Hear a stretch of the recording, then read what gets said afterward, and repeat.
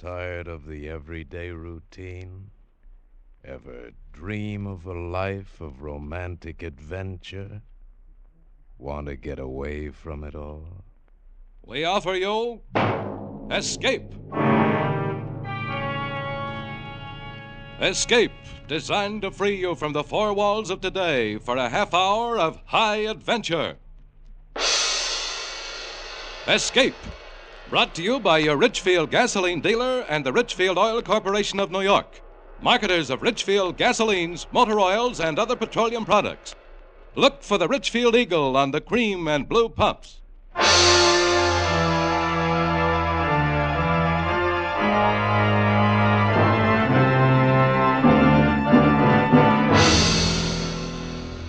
Tonight, we escape to Berlin, and the story of an occupation GI trying desperately to break through a web of death that is being spun around him, as Morton Fine and David Friedkin tell it in their exciting story, Pass to Berlin.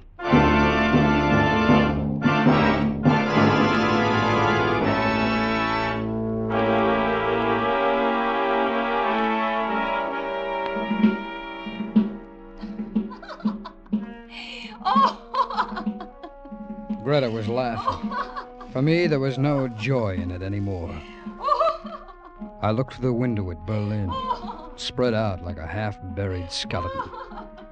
Berlin after a war, shock-carved in jagged concrete, and reflected in the window, Greta. Greta standing behind me with a drink in her hand. Oh, Schatz! Oh, Liebchen! Oh, drink your drink!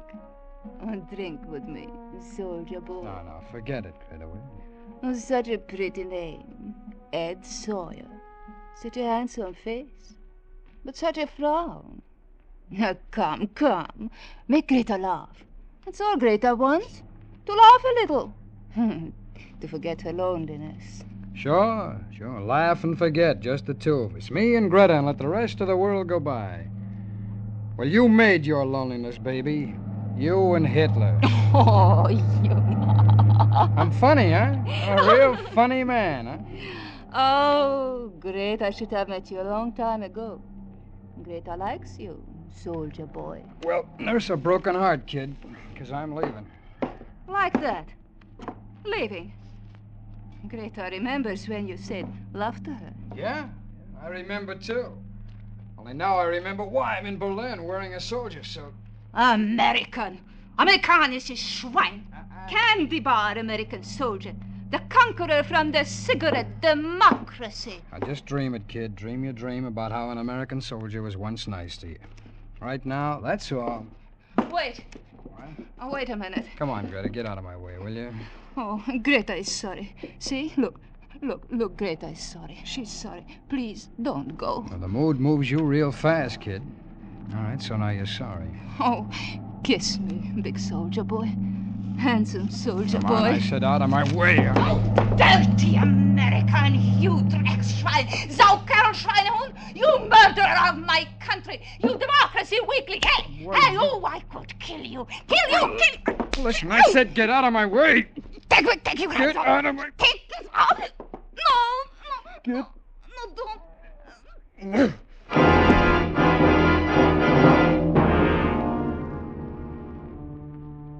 For a second, I stared where she'd fallen, motionless. Her head lay against the lead piping of the wash basin. I watched a small pearl of blood squeeze through her lips. Then it died, too. Then I remembered. Fingerprints. I'd handled two things in that room. Greta and the highball glass. I smashed it to the floor and ground it with my heel. Outside, it was raining. That was a break. Because the rain had washed away the human rubbish that litters the Berlin pavements at night, and no one saw me leave the house. I walked, turned some corners, walked some more.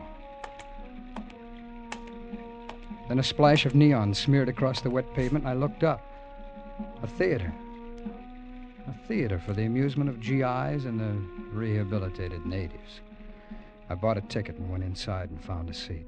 Ladies and gentlemen, the headline attraction of the evening, the most astounding mind-reading act of the century.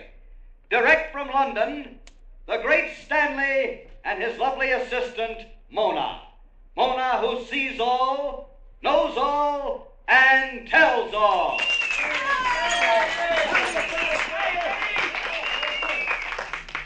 Ladies and gentlemen, there are those among you who will disbelieve what you are about to witness. To these I say only, wait. You must. I will descend among you, walk down the aisle, and here I ask one of the audience for some small object whose description is known only to himself. Do you have such an object, sir? Yeah, I got some. You call that something? Blow out your barracks, man, you guys. Yeah, here, give me a reading. Thank you. Mona, I listen, Stanley. what is it that I hold in my hand? It is something that has come from far away. An envelope, postmarked Vincennes, Indiana. Yeah, Correct. An envelope postmarked Vincennes, Indiana. Mona, I listen, Stanley. what precious thing do I hold in my hand now, Mona? Stanley, Reach into the spaces beyond space and tell me, what do I hold in my hand? a locket. Ja, das ist right, ein Locket. A golden locket, and inside there is a strand of golden hair. A child. Ja, das ist das Haar von meinem Kind. Na, also sowas! Oh, they were good, the great Stanley and Mona. Slick, poised, and professional. Two glittering phonies who knew the score, and they kept it up. Mona, I listen. do not lose your concentration. Now, identify this object. Stanley, You must, Mona. You must. there's darkness here. Only darkness. Come on, what's the matter? Something stands in the way. There's a murderer here. A murderer.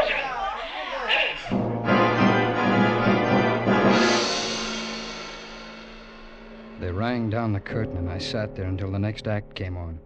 Sat there and knew there was no way anyone could have guessed about Greta. No way. It was just a cheap, rotten, dramatic trick to suck the audience in, and it had worked. Oh, some of the audience was laughing. Others were obviously affected by it. Moronic idiots with their mouths open and their eyes uneasy. And me? Well, maybe I was being naive, ridiculous, but I had to find out. I waited until the audience began to give attention to a tired blonde singer. There was a door to the left of the orchestra pit that led backstage. I slipped from my seat and headed for it like it was my business. I walked down a corridor. There were cells on each side tagged with performers' names. Mona's door had a star on it. The star was gilt, and the gilt was peeling. One moment. Yes? She was taller than I thought. Her face was delicate with an almost wistful expression, but it was her eyes. Gray and soft, as if the color had been strained through gauze. Yes? What is it? I came back to congratulate you on your performance, Mona. That's quite an act. That's real big time. Thank you. Only you're phony. You are, huh? Please go away. It's real phony, isn't it? You're a man whose words are like acid in the hands of a child. If you do not scar yourself, you will scar others. I do not wish to speak with you. You're not even English. Oh, no, don't close the door on me, kid. Please. Yeah, that's better. You're not English, huh? Are you American? Come on, where you from, honey? You know, you got a fair act there. That guy who calls himself the Great Stanley. It was not an act. Oh, then why did you say there was a murderer in the audience? I don't know why. Well, then you were kidding. I felt his presence. There was a murderer. You still feel it? Yes. Mona, there's a cab waiting to take us to the hotel. Hi, Stanley. Good evening, Sergeant. This gentleman knocked on my door. Well, I'm glad he did. It's always a pleasure to meet a soldier. A medical corps man by your shoulder patch, I see. Welcome. Oh, thanks. Would you wait for me in the cab, Mona? I'll only be a moment. Do not be long. I need you with me. You saw the extraordinary performance, Sergeant... Sawyer, Ed Sawyer. Oh, I consider it an honor that you should take time to come backstage and express your appreciation. That a hard-bitten GI should become a convert to Mona's miraculous powers. Are you kidding me, or am I kidding you? No. We don't have to kid each other, do we? We fellow sophisticates, However, the others out there, well, perhaps they were fooled. It's amusing to kid them, and also one lives this way. Well, you and Mona should check on each other. She tried to make me believe your act was on the level. Well, Mona is my wife, and she's loyal to the illusions that I create about her. Ah. Well, then that murderer bit was phony. Oh, naturally, but effective, don't you think? Yeah. How did you think of it? Oh, an inspiration, Sergeant... Sawyer. Sawyer. An act such as ours needs one piece of sensationalism to shock a new audience, and we have it, don't you think? Yeah, you got it. Oh, just one thing, Stanley. Of course. Tell Mona something for me, will you? Of course. Tell her her eyes are the most beautiful I've ever seen. Oh, she will be pleased. She's blind, you know. His smile held, and the smile was phony like their act was phony. I knew now I had nothing to worry about, so I left. I went back to my room in the Garmisch Hotel, stood on the balcony for a while, watching the fingers of light from Tempelhof play against the sky, lighting it up fitfully, disappearing. And far away, silhouetted, the hulk of some broken buildings, caught now in the beacon and then lost. I watched it, stared, and then I saw it. The outlines of some structures blasted by bombs, but it's like a scaffold, a gallows. Precisely that. And something else, a figure detached itself from the shadows, a figure of a man scavenging among the rubble of the torn buildings, and he stopped, and over his head the gallows. The man and the gallows caught against the night. I went to bed, closed my mind to all of it. Toward morning, I had a dream. I dreamt I was standing in a stone yard, and I was watching some men, some blind men, and they were building a scaffold. Then I was awake, and I jumped out of bed. I saw what the hammering had been. Nailed to my door was a shroud for a dead man, and pinned to it under a single white carnation, a small white envelope. Adlon Florist, it said, and on the other side some writing. In memory of Ed Sawyer, it said, "Thou art cursed because thou hast killed."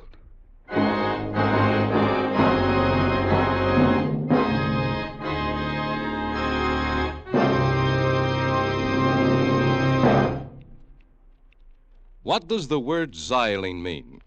To a scientist, the word xylene means a superoctane gasoline component, one of the highest octane gasoline components ever discovered. To a motorist using Ridgefield gasoline, xylene means new flashing power in the toughest highway grind. Xylene means new high anti-knock that gives you a quiet running motor, and new lightning acceleration to snap you out ahead in busy traffic. Why? Because today, every gallon of Ridgefield gasoline contains xylene.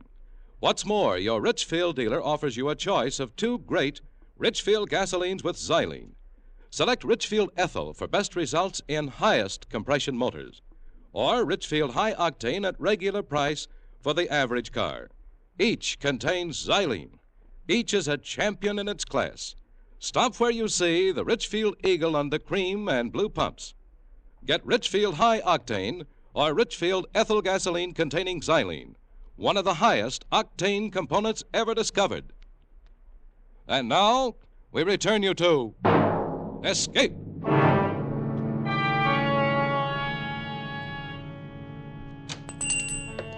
Guten Morgen. I may do something for you, Sergeant? Yes, you can. You're fortunate, Sergeant. Just arrived this morning, fresh-cut camellias, flown in from Italy. No flowers. A shroud. Talk to me about a shroud. A shroud? My heartfelt condolences, Sergeant. A shroud, of course. If you'll come this way... A shroud that was delivered to the Garmisch Hotel, room 312, this morning from your shop. Yeah, natürlich. I remember such an order. I pray it met the requirements. I'm crazy about it. Why was it nailed on my door? Why? I do not understand. I didn't order it. Who did? Why, Early this morning, Sergeant. Early this morning by special post.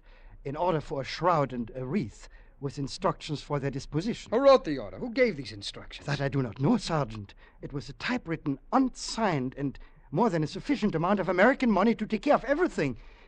I thought somebody who wished to remain anonymous. Well, here's some more American money. Now tell your boy to tear that thing off my door. Yeah, but Sergeant... Tell him, Florist!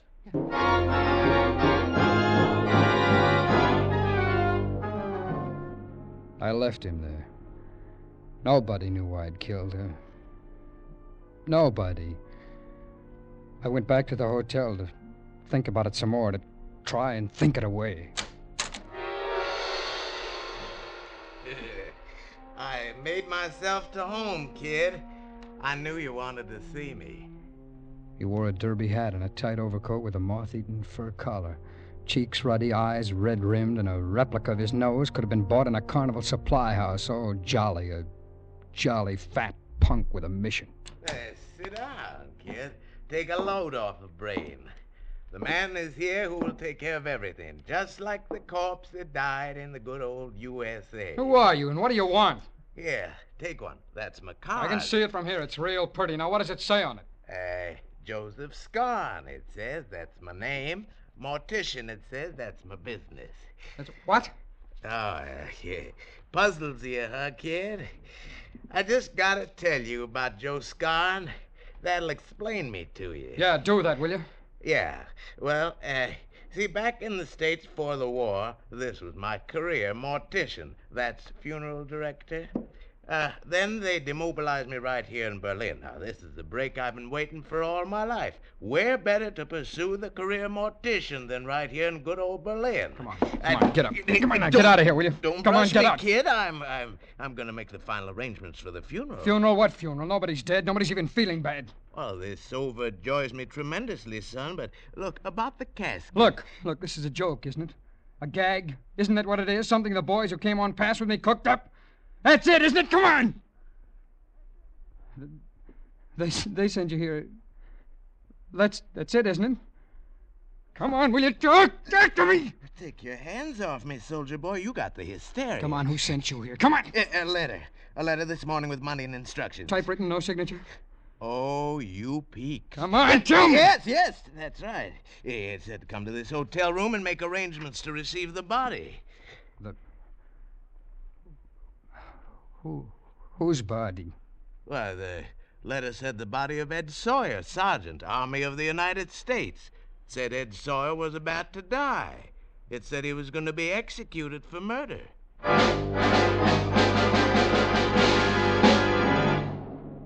All of a sudden, there were no more words. His jaws were moving, but there was no sound. Even when the folds of his fat face moved into a chuckle, I got nothing. He was out of focus, all blurry. I ran past him and out onto the street. It took me an hour to push my way through Berlin's derelict, scarred alleys to Greta's rooming house. If someone in that house recognized me as a murderer, I would know it. No matter how he tried to hide it, I would know it. Face him and take it from there. That was what I had to do. Bitte? Was wollen Sie? Have you ever seen me before? Bitte? Oh, don't kid me, all you krauts know English when you need it. Now, have you ever seen me before? Come on, talk, will you? Lassen Sie mich Answer me, los! lady. Come on! Heinrich! Kommen Sie schnell! Ja, was ist, Else? Was ist los? Was ist... Der Soldat will etwas wissen. Yeah. What you want, Sergeant? Well, that's better. Our papers are in order. Everything in our house is as you Americans have ordered it.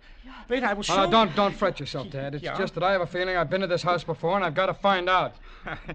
Is this some kind of a drunken joke you're playing with us? Just tell me if you've ever seen me before. You are sick. Please go away from us. Yes, that's right. I'm sick. It happens like this lots of times. Amnesia, you know, it's the war, but... Now, look at me, look. Yeah. You're sure you've never seen me before? Yeah, we are sure, Sergeant. Yeah. Come and sit down. No, wait a minute. Will you come in? Yeah. Your other guests. Yeah. Could I see them? What is the need, Sergeant? One has been drunk for 3 days. Yeah. He will stay drunk for 3 days more. Yeah. Another Else and I have not seen for a week. Nein. And the third is in the morgue. This morning she was taken there dead. Ja, tot. That Greta. Always she gave us trouble. Yeah, Elsie? Yeah? Police, doctors, questions.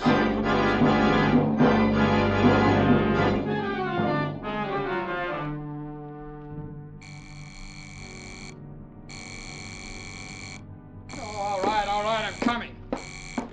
Yeah. Sergeant Sawyer?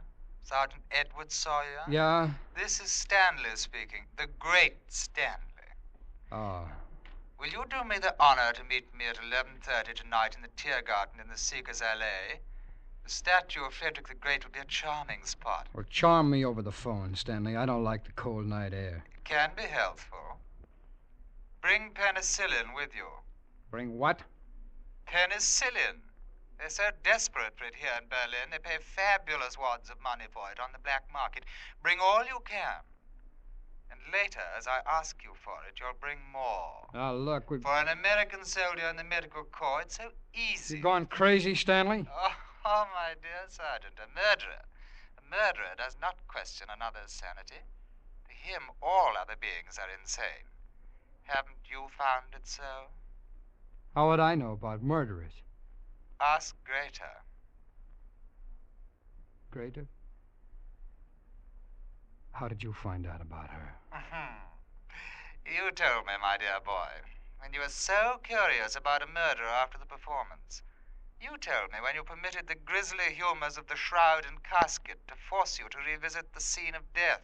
You followed me. Yes, of course I followed you. Each of your flights of terror was more and more promising, and when you went to the rooming house, I made inquiries. They told me of the lonely girl who'd been murdered, and they were very accommodating. You're still there, Sergeant. Yes, I'm still here. But then I can expect you then at 11:30. It'll give me time to change after the performance. Sure, 11:30. I'll be glad to do you the honor, Stanley. Oh, he made it easy. For nothing, he'd let me know who it was I had to be afraid of. Stanley. The great Stanley. And Mona with the pale, lovely, blind eyes. Boy, what an act they had. I wondered how many times their sensational finish had paid off like this. How many murderers had handed themselves over to Stanley and Mona on a platter for nothing.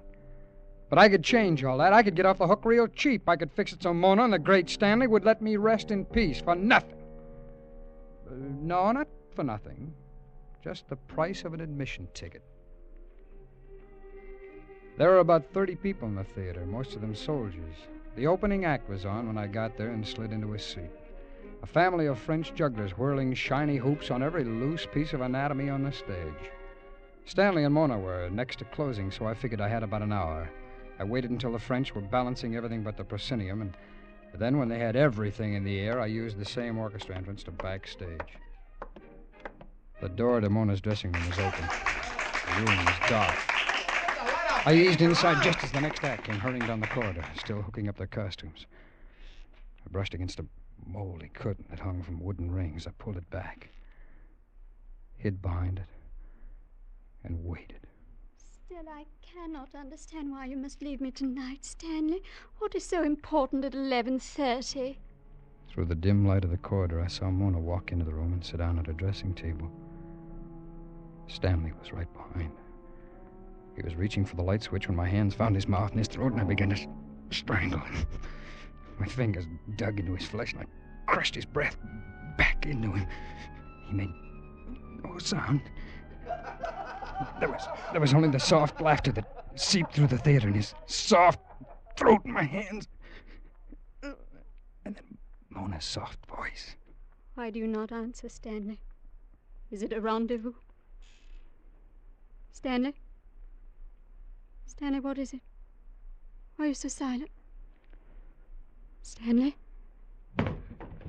Stanley! Suddenly her fingers were on my face, frightened and quick, like the wings of a wounded bird. Then slowly they began to search the empty air for the dead Stanley. She turned and her blind eyes stared right at me, and I brushed her aside and ran down the corridor. An old doorman sat reading a newspaper at the stage door. I couldn't get out that way without his seeing me. Only one way, back through the theater. Ich bin ein bisschen verrückt geworden. Der Knallgriff vor den Latz, dass der Kind sag ich mir fast. I started up the aisle, and then I knew I was doing the wrong thing. There was an MP at the head of the aisle, a corporal from the MPs, the braid, the white spats, and the club. In this tiny audience, if I left in the middle of the act, he'd remember me. So I sat down on the row that was the most filled. When I looked back at the end of the act, there were other MPs standing at each exit. Then the curtain rose. Mona stood there with a man you see on every street in Berlin, a German policeman in the natty German police uniform. Ladies and gentlemen, tonight I shall descend among you accompanied by this esteemed gentleman and read your mind through my fingertips.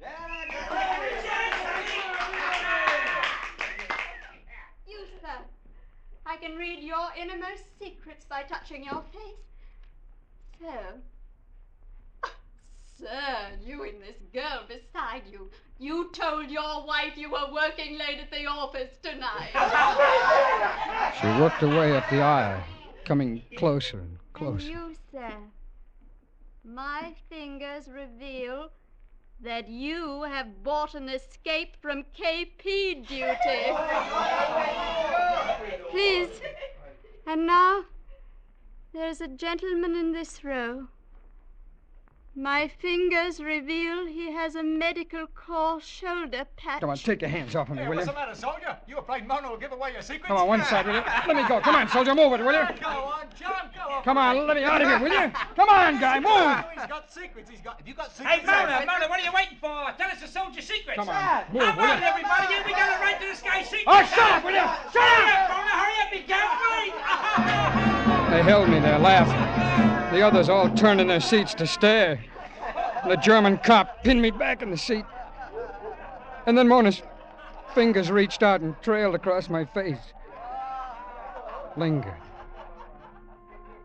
They were the fingers of death. They were cool and gentle. Almost a caress. This is the man. This is the murderer.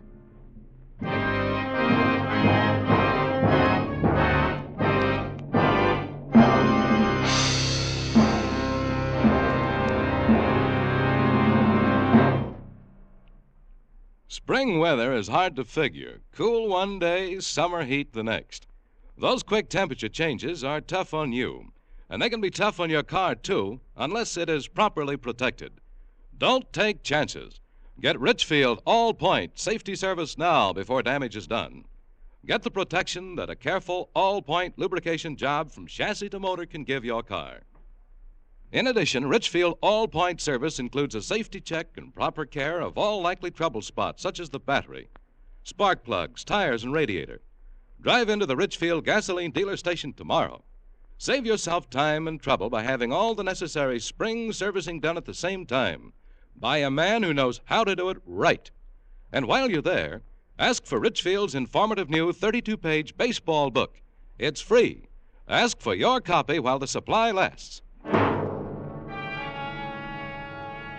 Escape is produced and directed by William N. Robeson, and tonight has presented Pass to Berlin by Mon-Fri and David Friedkin. Featured in the cast were Stacey Harris as Sergeant Sawyer, Peggy Weber as Mona, and Ben Wright as Stanley. Special music arranged and played by Ivan Ditmars. Next week. You are lying on a small knoll in the prairie west of the Platte River. In a few moments, dawn will herald the attack of the encircling Apaches. An attack of such fury that for you, there can be no escape.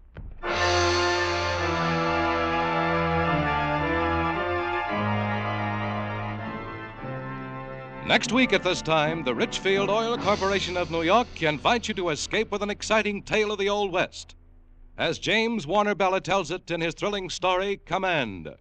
Be listening. Goodbye, then, until this same time next week when once again we offer you Escape. Tom Hanlon speaking. This is CBS, the Columbia Broadcasting System.